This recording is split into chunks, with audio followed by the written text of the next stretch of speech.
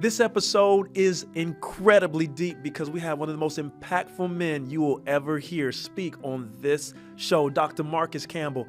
He's a command sergeant major, and we can't tell you more about him, but let me tell you about why you should watch this episode, because we talk deep about veterans, mental health, people that look like you that can help you, and also you and the purpose you're meant to serve in helping others. I'm telling you, this show, watch it.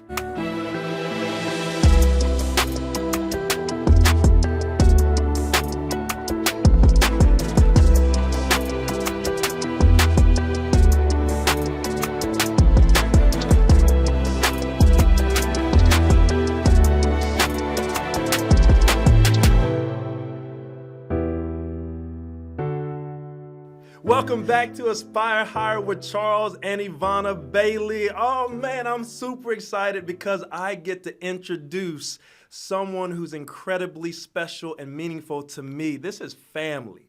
Not like the way that we always talk about it, but real family. This is my uncle, Dr. Marcus Campbell. This man, and I'm gonna do it because I gotta give flowers where I get the chance to.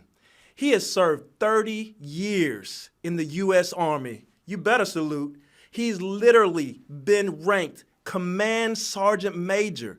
But as if that wasn't enough, the man continued to pursue academic excellence, and he's got his PhD in counseling. Therapist, licensed therapist. The man is all about saving lives and changing lives. Woo! Come on now. That's what we talk about when we talk about aspiring higher. Dr. Marcus, how are you doing today?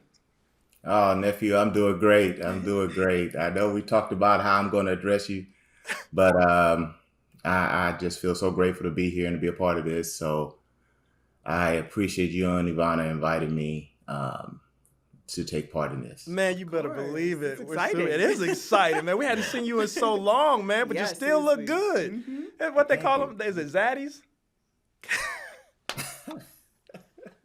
That's what we're not going to do. That's what we are not Hey, man, going to you do on look this good, show. brother. I hope I aged that well, That's what my happens man. when people get on Instagram bro, and learn a look few things. Anyway, moving forward. And that actually aged me. I'm God. sweating. Okay. Well, look, Doc, we're so excited because there's so many things that we can't wait to dive in. And from leadership, mental health, which is your specialty, but also military experience. And this show is always wrapped around helping people to set higher aspirations. But of course, they want to know a little bit about you outside of what I said. So can I start you off with one question that maybe you can kind of turn into an answer? Military. What was the greatest thing those 30 years taught you? You know, when you're in the military, you kind of transition, you go through a lot, especially when you join like I did. I joined right out of high school. So after my summer year, after graduating in August of 1986, I was in basic training. Wow. So I learned a lot. And what I got out of it is what it's like to have to depend totally on God. Yeah. Come on.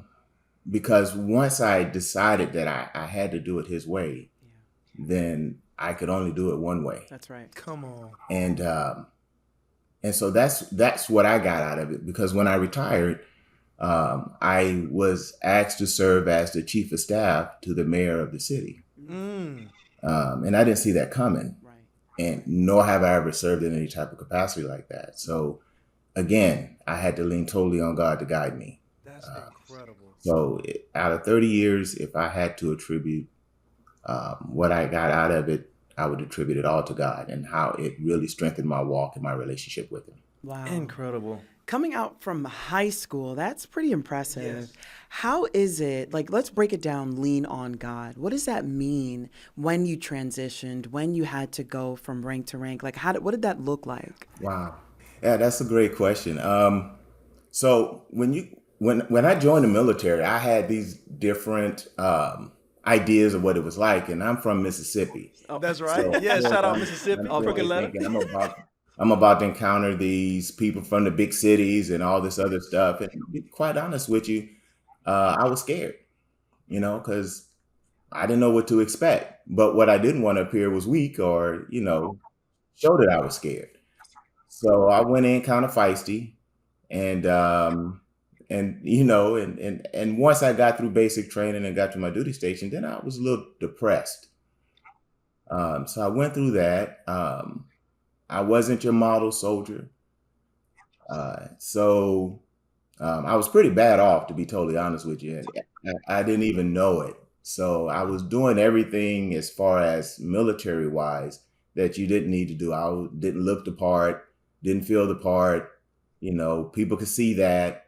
I'm 18, maybe 19 years old at this time, and I'm away from home. I'm at Fort Bragg, North Carolina, and there they don't cut you any slack. That's home of paratroopers. I was in an airborne unit, so we was tough. We was hard, and if you wasn't right, you was kind of left on your own.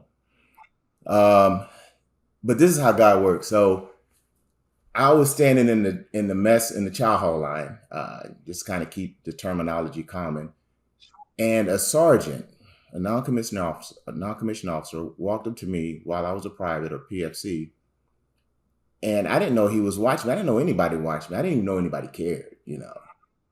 So he walked up to me and he didn't trip. He didn't go off on me. My uniform was looking pretty shady at the time. And he just whispered in my ear as if he was having a conversation with me, didn't embarrass me or none of that. And he said, if you don't invest in yourself, who will? And then he walked off. He didn't explain it. He didn't elaborate on it. He just walked off and got back in line. And I went and ate. And my next stop was the latrine. I went back to the barracks and I looked in the mirror. And I remember saying this to myself. I said, Carl and Maybell didn't raise you to be this way. And Carl and Maybell are my parents. And that's the first time I ever called them by their name. Of course, I was away from home. Yeah. He said, look, I was away from home. I can say that first name. Yeah, I didn't say mom and daddy. For some reason, I said Carl and Maybell didn't raise you like this. Wow. So that day, I took all my money and I went to what we call the clothing and sales, and I bought 4 new uniforms. I bought brand new boots, a brand new hat. I bought some Stay Flow starch and some boot polish, and I went to my room and I spent all night. I starching my uniform, shining my boots. Everything was, I'm talking, I was above standard. Woo. So I walked out to my uniform, to my formation the next morning, and this is when I realized how far I had fallen. The whole formation about passed out when they saw me. They were like, wow. They were astonished. And I was like, instead of, but yeah, okay, it hit me. Man, I must have been in pretty bad shape for them to have this reaction. And so again, as I reflect back on that, I'm watching how God is working. And so after that, what that sergeant said came to fruition. People start pouring into me. Leaders start grabbing me and saying, okay, this is what you need to do now to move forward. And next thing I know I'm in leadership schools, primary leadership development courses, and I'm given a team. Now I have leaders. Now I have soldiers that work for me. I'm a supervisor. And before I left that unit, they promoted me or laterally appointed me to corporal. So now I'm a non-commissioned officer. At the lowest rank, but I'm a non-commissioned officer. I'm in that group. As they PCS me off to go to another unit. But that's, so to your question, that's how that worked. And I believe that I'm not the only one that went through that process. And what that process did was, as I progressed through the ranks, and especially once I rededicated my life to God, because I'm not going to say I gave it to him at that time, because I did when I was a child. But I strayed. I had issues. But he was true to his word to my mom and my dad, to where he brought me back. And I was able to take that experience and inform the decisions and the recommendations that I made when I had the opportunity to have to deal with soldiers who looked like me.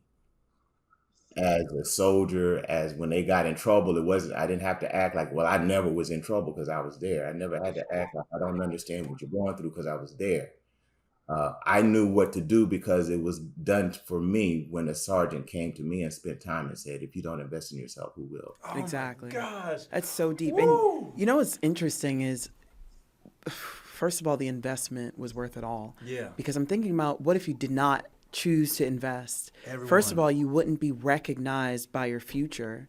You wouldn't be recognized by the individuals that already had the seeds ready to harvest and plant in you. Yeah. You also wouldn't have been ready for your best self. So that choice that you made, even to change the outer appearance, that is everything. And we know biblically, there are so many times where the name changes happen, identity changes happen, and you walk into greater purpose when that happens. And as you walk in that purpose, people will meet you because you're in alignment. When you're out of alignment, I mean, that's the hardest thing to do, is get back in. But I'm really proud of you because you chose to do that. And look at your career. Yes. Like, look at what you've done. It's incredible. And you're such that's beautiful. It's beautiful. There's so many things to extract from there, Unc. Oh my gosh. And you were just on a roll. Yes. First thing I want to say to you, if you're listening, hear me clearly. You're probably in a position where you're looking for someone to put you on. Mm-hmm. But one of the greatest lessons I've ever learned, which mirrors what my uncle just said, is that you must put yourself on first. Yeah, that's right. I will never forget the story you told, and we shared this on the podcast, about you losing your phone, remember, at the Art Basel. Mm-hmm. And in our book, The Flight of Your Life, which we just told you is republished under our own private label, whoop, whoop. In our book, we talk about your future. Yeah. If your future comes to pass, listen carefully. If you don't reflect the image it was looking for, it would do exactly that. It will come only to pass. Yeah. Oh my gosh.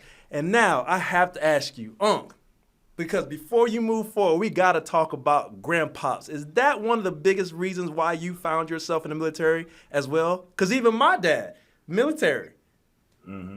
Was granddad an inspiration? My dad was, man, first of all, I'm so proud of him. And every time I talk about him, I get a little, It's okay. a little emotional. That's because okay. He was a huge guy to me. I was proud to serve because, that was something that he and I had in common with my dad. Yeah. We were both in the military. He was in World War II. Yes. Drove some live artillery, didn't he? No, he was transportation. Okay, that's what I thought. Okay. He was actually a member of the Red Ball Express, which That's is a what I heard. historic black unit that was set up to transport supplies from the rear to the front line. That's what I was talking about. So there weren't any artillery in there? Well, there may have been, yeah. Okay, Yeah, that was the story I the got. supplies, Okay. whatever the logistics was, he transported it. And it was an all-black unit. And I remember him telling me, like, they had to go out one at a time because, the aircraft was looking for them. They were looking for large convoys to attack. So they would have to go out in smaller units, like one vehicle at a time, because the convoys the aircraft wouldn't, the fighter planes wouldn't waste their time with them. So he was telling me about that, or he told me about some of his experience. So one time when I was in the while I was in the military, I wanted to push because I wanted to know more about it. I wanted to know more about him.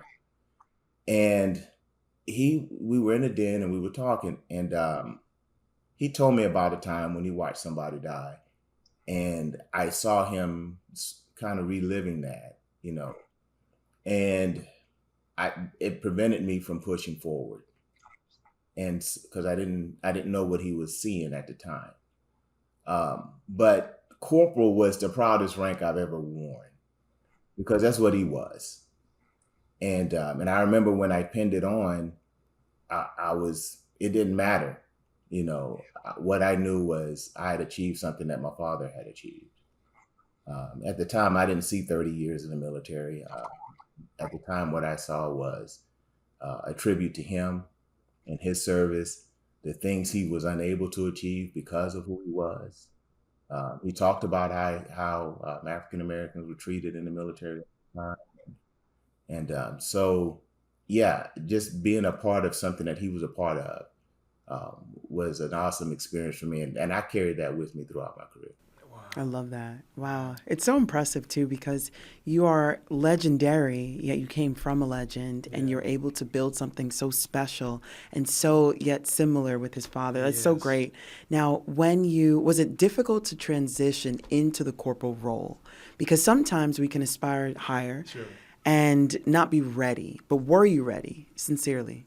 Oh yeah, yeah. I was ready, and what was great about it um, is that I had other NCOs senior to me Okay. who really looked for every opportunity to help me become better. Wow. So you had support. So, oh yeah, I had Wow. support. I had sergeants, and so when they could have taken charge in Mm-hmm. over a platoon or something like that, of a squad, really, they said, "Well, let Corporal Campbell have it." They sit in the back and let me run it. That's a let him get it. Now, Interesting. Yeah. maybe they were just Like, you pushing the got work it. off Yeah, on me, that Yeah, but maybe like because I so was he got it. hungry, I was like, "Yeah, I'll take it. I got you," and I Yes. was running with it, and they saw I wanted it, so they Yeah. kept pouring it into me. Good, So Sure. good. they kept providing me with those leadership Come opportunities on. that helped me become a better leader. So yeah, I had some great guys that poured into me.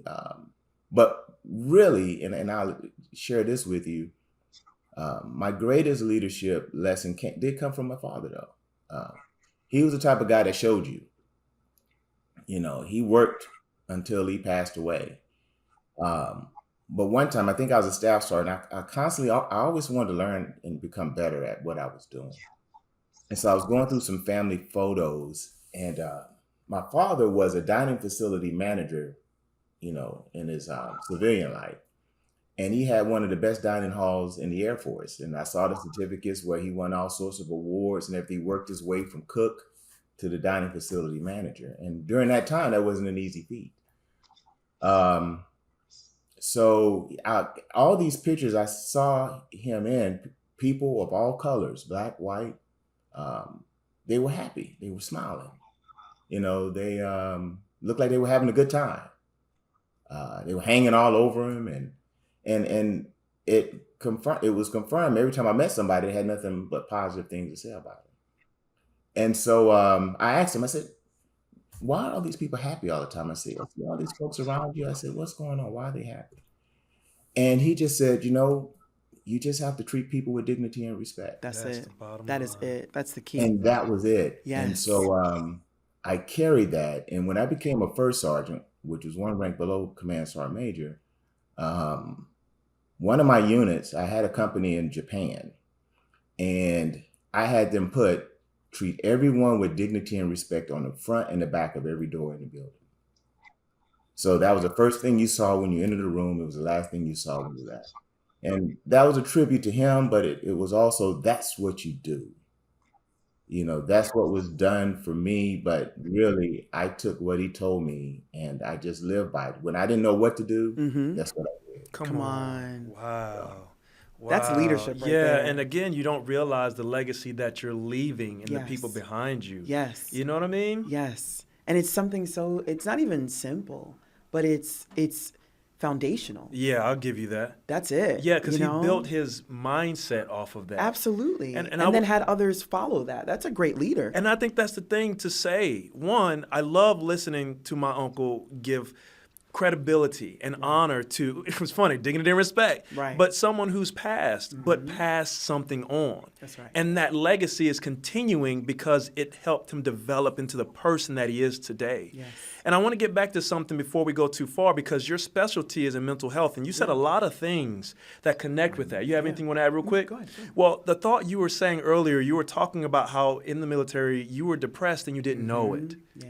I was- And I wanted to see if you can go back on that and elaborate. And then secondly, I want to tie that to Granddad, not to make this about him, but just so you can extract it. You said that he saw someone die and you saw him reliving that. And I wonder if those things put the seed in you that there's a need for mental health, and especially in our culture, Black mental health. yeah. So when I was in, we didn't know much about mental health. As a matter of fact, when I say when I was in my younger years, the time that I'm talking about when I was private camp, we're talking about maybe the late 80s. So mental health was not something that I went and said, "Hey, Sarge, I'm depressed. I need to go talk to somebody." because you had security clearances, you had other things, progression and things that would prevent you from seeking that help because you felt you would be labeled as someone who has a problem. You can't be trusted around weapons, and it can impact your whole career. So, and depression never really entered my mind. It was just, that's how I felt, so now I know what it was when I reflect back on it. I know what caused that. I kind of related to that college kid's first year in college. How they have a problem adjusting, the grades may not be the best because they're trying to figure out life and stuff. So maybe that's what I was going through. That's kind of, now that I know, I can kind of label it to, yeah, Of course. that's what I was dealing with. Right. So I wrote a paper a while back, my dissertation, and it dealt with intergenerational trauma. And my father saw a lot, not just in the military, but just in life, given that he was born in 1921. Wow. Incredible. So, and I'm so proud to say that, Right. to say that my father, because most people have to say their grandfather. Right. Yeah. Right. That's very true. My father was this guy. My father was that guy. So the things that I think he went through, not just through the military, but just in life, we can call it post-traumatic stress disorder now, but he didn't have the opportunity to address it. He just had to deal with it. And the way he parented was probably seen in it. The way he moved through life was probably informed by it. And now that I am in the field that I'm in, I understand that. And it informs how I feel about what I do, because everybody either don't know about mental health or they don't have the access to it. That's right. That's right. A lot of times today is by choice, but a lot of times it's also by not knowing. I don't think my dad, my mom had the choice. So they did the best they could. And I'm so proud of what they did with all of us. But we have a choice now. Or we need to do more about making sure people understand what those choices and options are. And that's what I try to do now, is whenever I have an opportunity to talk on a panel, I do talk about us not taking advantage of these opportunities. That, I share my story of the first time I sought mental health counseling. And I didn't realize I didn't realize I thought about it this way until I had to do it.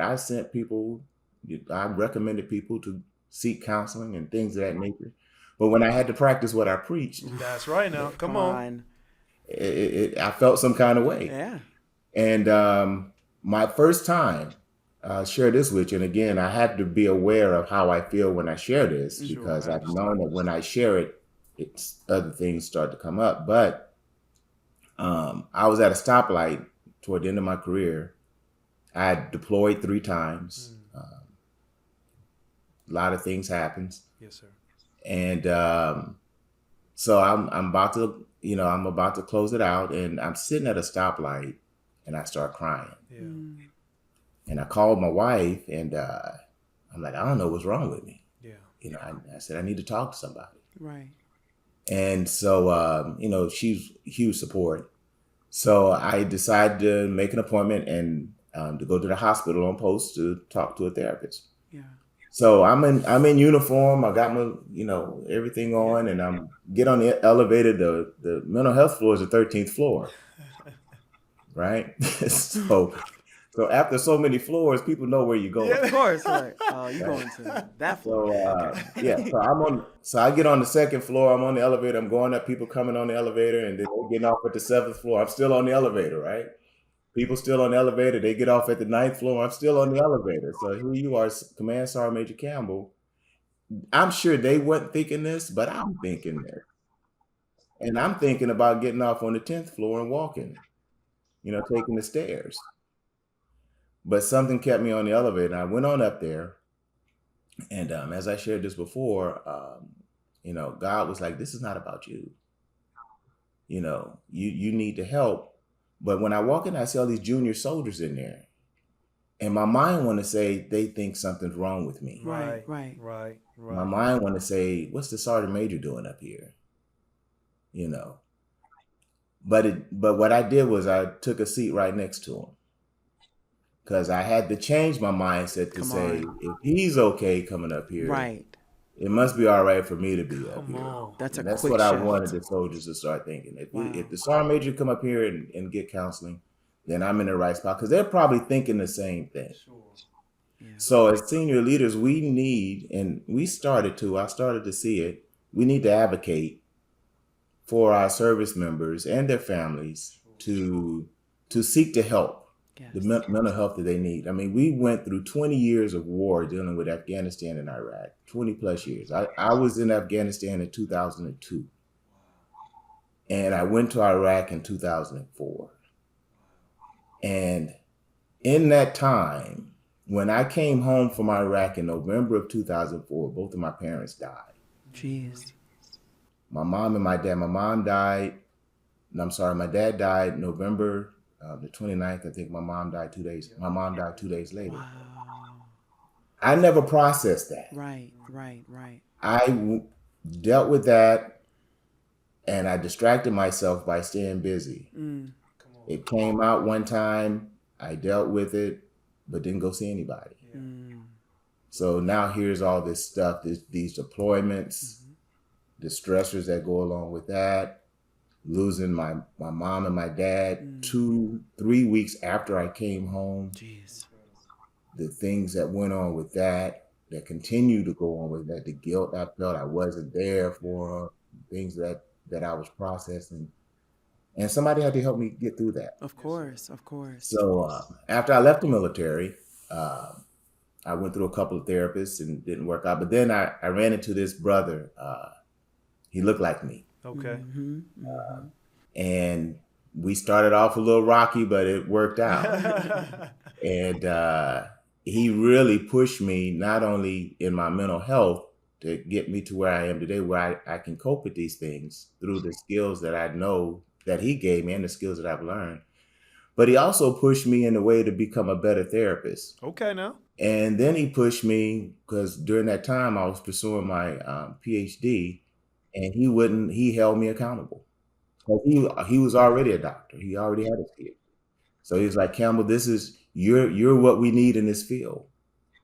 And he was there the whole way. And then when I called him and told him about it, it was just great to be able to thank him for his encouragement, for his holding me accountable to move forward. Because there was times when, I was moving a little slow. Yeah. Right. You just need a little steam. Yeah, a little swift trick in the pants, they say, That's it. right? Yes, So sir. he was there. So yeah, so it's huge. And the military is huge. I think they're doing a better job Now, yes. of it becoming more acceptable Of course.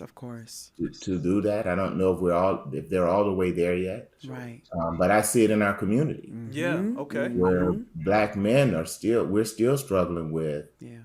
being okay with not being okay, and being okay with seeing somebody. But people, when they actually come see me, it tends to work out. They tend to open up. I just wish more people could see the benefits of seeking behavioral health counseling. 100%. And I think that's a great point, but I know you had a Yeah. thought you wanted to share. I think that there's so many things, but when you positioned yourself to receive the support, you grew every time. That's what I'm hearing. And also, when it comes to trauma, mental health, there are so many people that are so ashamed and afraid, and forget the 13th floor. They would have not even drove up to the first building. floor, to Yeah. the building. So I'm really proud that even when you got to the 13th floor, a place of elevation, you got out and you sought that moment to be a leader. You sat next to those that were waiting as well, but you positioned yourself in a sense of confidence, and you did not cower away. You weren't afraid to walk in and fully get your treatment. And I think it's really sad because there's so many people that won't receive what they need for fear of it being new, for fear of other people having something to say about them. But that was the start of your whole trajectory. You got a PhD in this, and you're helping save so many lives because you were honest about needing the help, and you stood in your truth and kept developing the you that was already ready for you. So I'm so grateful that you chose to do that. And I'm really grateful that you also didn't cower away from your own treatment, because you definitely could have. And it's scary. Like, I've been there as well. It is very interesting how in our culture, 100%, it feels like it's stigma, it's taboo. Don't, talk about your business to people that don't know you. But if the person is equipped and they're your greatest support, and they have outside perspectives that can really help to transform your mindset and save lives. Like, there are so many people that commit suicide because they're trapped within. They're trapped within the war, the battlefield of the mind. So it's a beautiful thing and an honor for you to be honest, even with us, and to say this, because you're also, our audience is listening. And there might be someone right now that feels like they do need support. Go. Seek it, because it doesn't matter if you're corporal. It doesn't matter if you're an entrepreneur, a mom, a kid, adolescent, athlete. It doesn't matter. If you feel like there is something wrong, go get the support. Someone as a professional is there to help, to save, to build, and to help develop you as well. So absolutely. And Doc, you said so many great things there. I want to highlight this because this is a very weighty moment, just for a second here. One, everything you shared, but the reality of what you shared. I think there are two things to discuss here. One is, you said that you went through a few counselors. It didn't work out. Right. And you didn't share much, but I understand that. Right. And that, I think, is what most people are afraid of, is because we don't know these people. Right. But you said one thing that I want to make sure I highlight. Our friend Nafis Ricks and Dr. Jay Barnett, who we just had on recently, they talk about the struggle to find counselors that look like of us. Course. Especially our culture. And especially men. I think, and I'm going to be wrong, you probably have the better stats, but it's just my memory trying to pull this out. I believe it's 4% of all counselors are African American. And then out of those, it's only like 1% male. I think I heard that somewhere.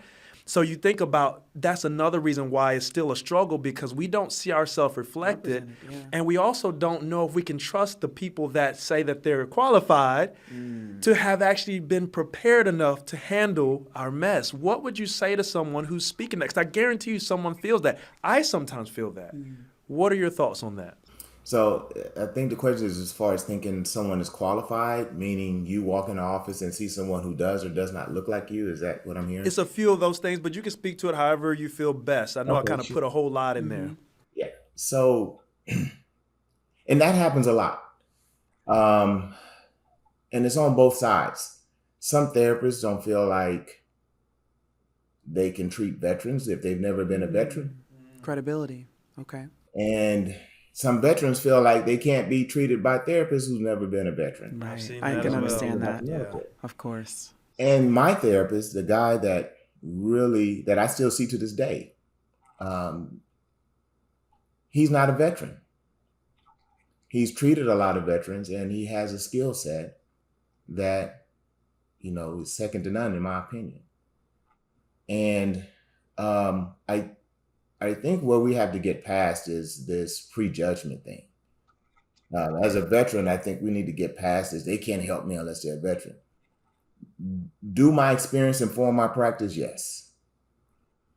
But there are a lot of people that come into my office that I don't share the same experience with. And I'm prayerfully beneficial to them. So it's, when you're dealing with therapy, it's about unconditional positive regard. It's about being non-judgmental. It's about being empathetic.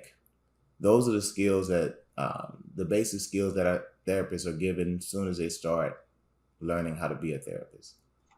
So if we can get beyond, as clients, if we can get beyond this person has to be this way, this person has to have this experience, and give it a chance. And if it doesn't work, like in my case, I just politely excuse myself from the session. There you go. And I look for somebody else. We do the same thing with doctors, but we tend to hold therapists at a different standard. I can give you that's that. very true. So I did wind up meeting this guy. He's a brother, and he was able to address my concerns of post-traumatic stress disorder. He was able to address my concerns of grief, or not really dealing with the grief. He was able to address my concerns with anger management or becoming irritated, understanding where that came from.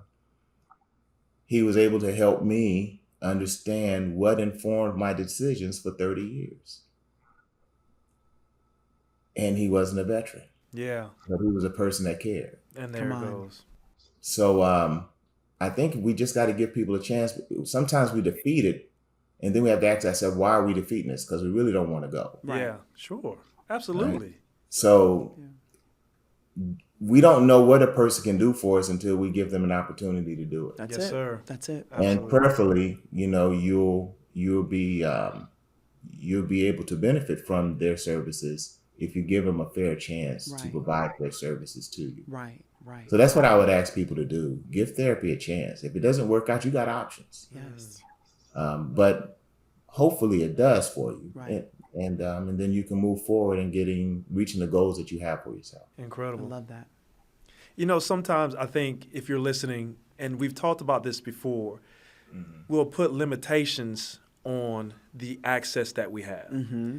And I want to make sure that I say something because a lot of times, and I get it, you may be in the audience saying, but I don't know where to start. But most of us, not everyone, but most of us have insurance. That's a great place to start. Ask your insurer if there's coverage for mental health. And if there is, then they will provide a list or they can provide access to people that you can search through. I'm going through the process myself for qualifications or things you're looking for.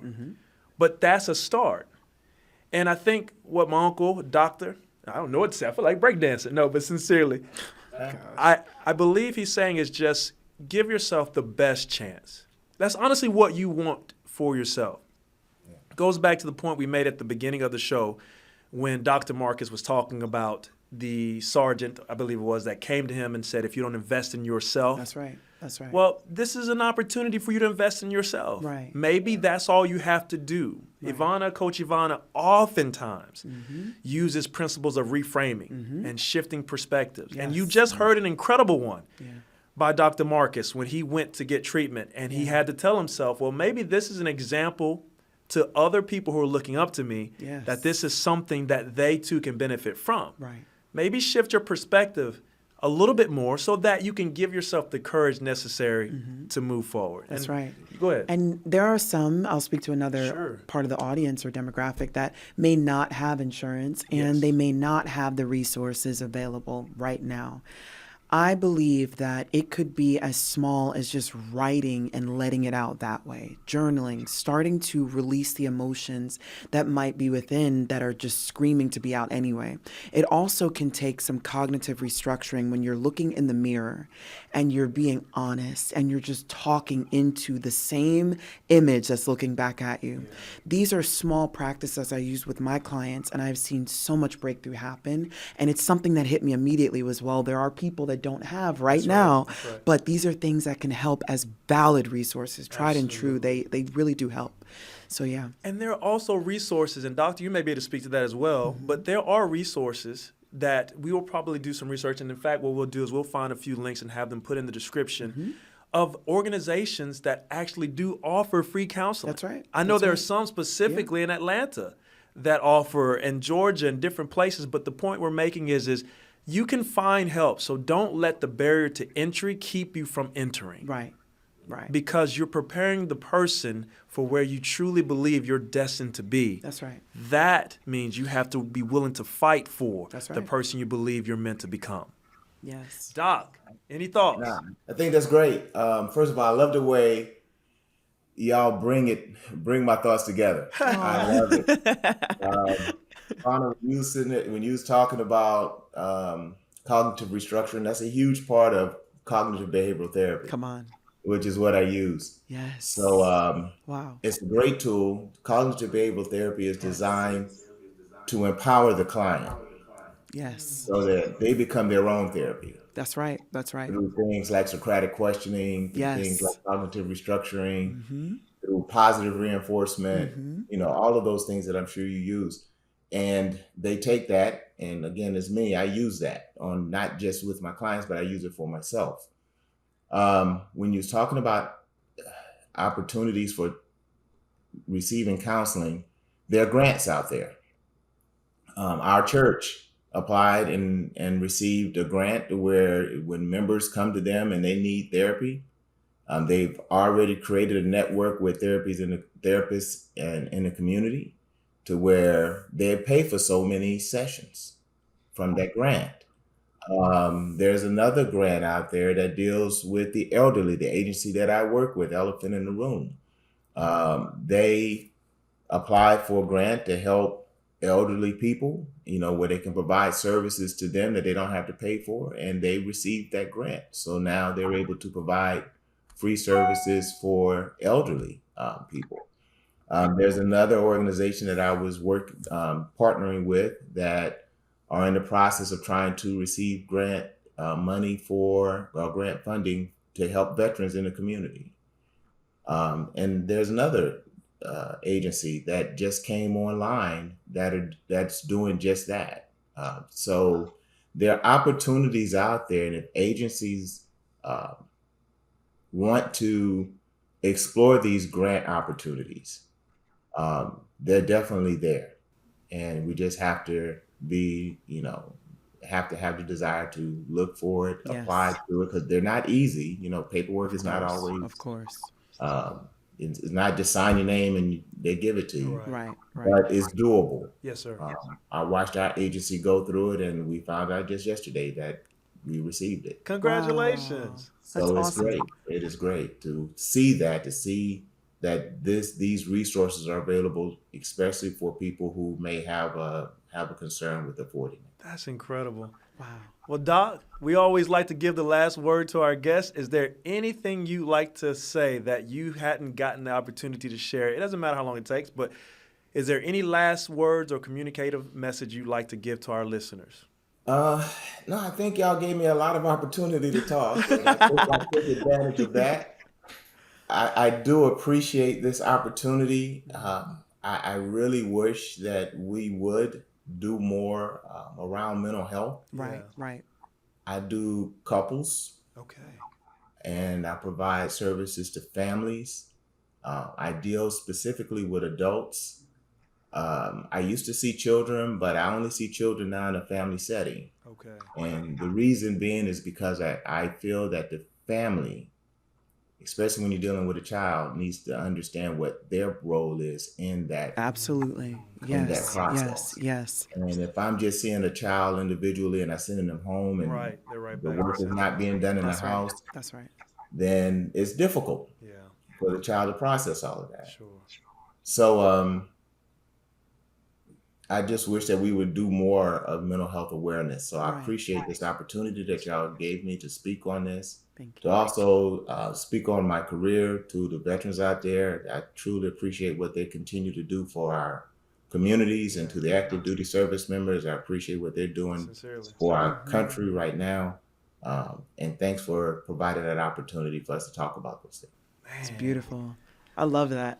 It's so exciting. And I even want to say that it's almost like you found greater purpose even outside of your rank when you were in this Yeah. field. Like, this is so beautiful because everywhere you went, you served. Everywhere you went, you were leading. And maybe that's for someone. If you feel on the inside that you do need to maybe get another degree, or maybe pursue higher education, or maybe just discover what your talents are already screaming at you, know that it's always going to be for the benefit of not just yourself, but for the people that are waiting on your gifts, the people that are waiting for that degree. They're waiting for that credibility so that you can serve them. This is all about leadership servitude. Servitude obviously will change your latitude. That's right. We're ending now, but I'm just really grateful because this is a leader right here Yeah. that has done it. He's put in the work. He's invested in himself, and now it's your time. How are you going to invest in yourself this week, this month, this year? And Doc, if you wouldn't mind, share them. Where can they find information about you? Maybe someone wants to work with you or inquire. Yes. Do you have a website or an organization you can direct them to? Yeah, well, I'm not that swanky yet, but I am on Psychology Today. So Okay, if anybody's looking for a therapist in this area, in the Augusta, Evans, they call it a Central Savannah River area. If Okay. you're looking for someone who's licensed in Georgia, you can go to Psychology Today and just put my name in there and it'll pop up. and then you can reach out to me that way. Perfect. I also work with an agency called Elephant in the Room here in this area. So if you call there and ask for me, they'll take your information and see what they can do to get you scheduled. You better believe it, man. We got you. And I just want to say one more time, Doctor, so glad you're here. Yes. I'm so proud of you. I even remember back in the day, you said something to me. You said, you got to remember, Charles, I spent 30 years in an institution. I was institutionalized. So I want to thank you for the work that you did to transfer all of your skills into civilian life, because that's what most people don't really credit you all for. This is not an easy switch, and you're doing it with grace. So I just want to tell you thank you for gracing this show. Yes. If you're looking for any more information on Dr. Marcus, of course, you'll see that we'll have links at the bottom. And of course, while you are watching, hit that subscribe button, hit that like button, and then of course, hit that share button, because that is a way you can raise awareness on mental health. Someone can relate to this, and if you know any veterans or anyone who's in the military or thinking about it, this is a great video to share with them.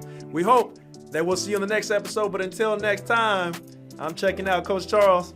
Bye.